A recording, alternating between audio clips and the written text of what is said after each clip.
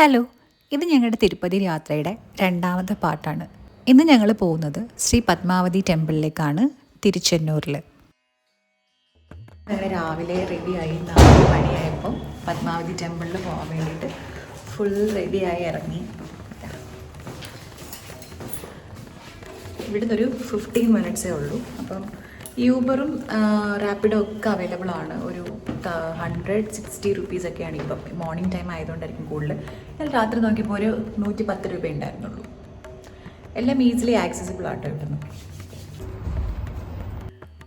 അങ്ങനെ ഞങ്ങളുടെ വണ്ടി വന്നു. ഈ ഓട്ടോ ഡ്രൈവർ നമുക്ക് അവിടെ പോകേണ്ട ക്ഷേത്രങ്ങളെ പറ്റിയുള്ള ഡീറ്റെയിൽസൊക്കെ നമുക്ക് പറഞ്ഞു തന്നു കേട്ടോ. പറഞ്ഞു തന്നിട്ട് അതിന് അവസാനം ചോദിച്ചു, ഞാൻ വെയിറ്റ് ചെയ്യണോ, നിങ്ങൾക്ക് എൻ്റെ നമ്പർ തരാം എന്നൊക്കെ. അങ്ങനെ സെലക്ട് ചെയ്ത് പോകുന്നവർക്ക് പോവാം. പക്ഷേ ഞാൻ ഞങ്ങൾ ഓപ്റ്റ് ചെയ്യുന്നത് എന്താണെന്ന് വെച്ചാൽ റാപ്പിഡോ അപ്പം തന്നെ വിളിക്കുന്നതായിരിക്കും നല്ലത്. കാരണം അല്ല ഇവരുടെ വെയിറ്റിംഗ് ചാർജ്, ആ ചാർജ് ഈ ചാർജ് എന്ന് പറഞ്ഞിട്ട് നമ്മുടെ കയ്യിൽ നിന്ന് ഒരുപാട് പൈസ വാങ്ങാൻ സാധ്യതയുണ്ട്. ഇന്നലെ വന്നപ്പോൾ തന്നെ നമ്മൾ ഹോട്ടലിൽ റിസപ്ഷനിൽ ചോദിച്ചു ഓട്ടോ അതുപോലെ എന്തെങ്കിലും ടാക്സിയൊക്കെ അവൈലബിൾ ആണോ ഗോവിന്ദരാജസ്വാമി ടെമ്പിളിൽ പോകാൻ. അപ്പോൾ അവർ പറഞ്ഞത് ഓട്ടോ അവൈലബിൾ ആയിരിക്കും, 300 രൂപയാണ് ഫീസ് എന്ന്. പക്ഷേ 300 രൂപ കൊടുക്കേണ്ട ആവശ്യമൊന്നുമില്ല. ഒരു 50 രൂപ, 51 രൂപ, 56 രൂപ അല്ലെങ്കിൽ 100 രൂപ, കൂടിപ്പോയാൽ 100 രൂപയെ റാപ്പിഡോയിലാവുള്ളൂ. അപ്പോൾ അതുകൊണ്ട് നിങ്ങൾ നോക്കിയിട്ട് വേണം എപ്പോഴും ട്രാൻസ്പോർട്ടേഷൻ സെലക്ട് ചെയ്യാനായിട്ട്.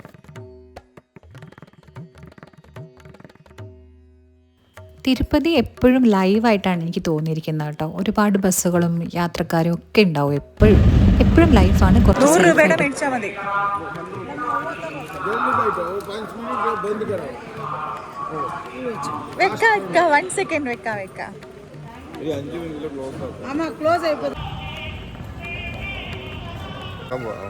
അങ്ങനെ പത്മാവതി ദേവി ടെമ്പിളിൽ നിന്ന് ദർശനം കഴിഞ്ഞിറങ്ങി.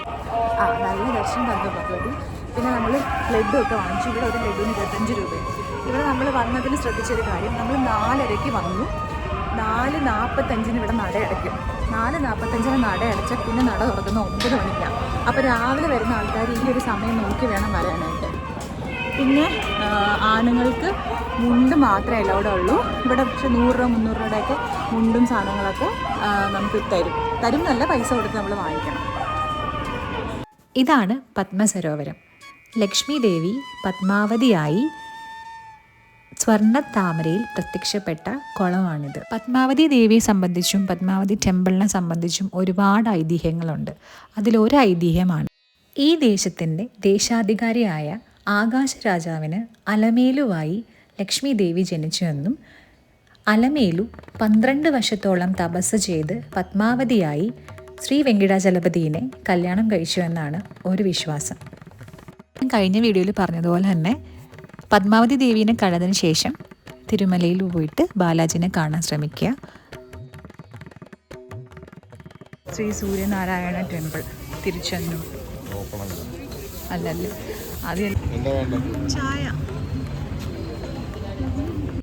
അങ്ങനെ നല്ല ദർശനമൊക്കെ ദേവി തന്നു. അതിനുശേഷം ഒരു ചായ കുടിച്ചിട്ട് ഞങ്ങൾ തിരിച്ച് ഹോട്ടലിലേക്ക് പോവാണ്. ഏറ്റവും വലിയ സന്തോഷം കൃത്യസമയത്ത് ഭഗവതി കാണാൻ പറ്റിയെന്നുള്ളതാണ്. അല്ലെങ്കിൽ ഒരു 4:50 പോയിട്ടുണ്ടായിരുന്ന നട അടച്ചേനെ.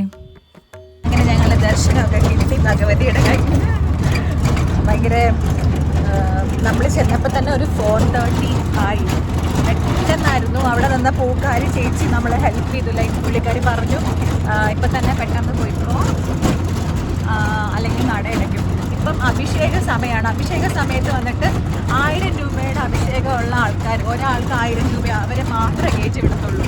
ബാക്കി ദർശനം ഒന്നും ഉണ്ടാവില്ല, വെള്ളിയാഴ്ചകളിൽ മാത്രം. അപ്പോൾ ഇനി അടുത്ത വീഡിയോയിൽ കാണാം. അടുത്ത വീഡിയോ എന്ന് പറയുന്നത് നമ്മൾ തിരുപ്പതിയിൽ നിന്ന് തിരുമലയിലേക്ക് പോകുന്ന യാത്രയാണ്.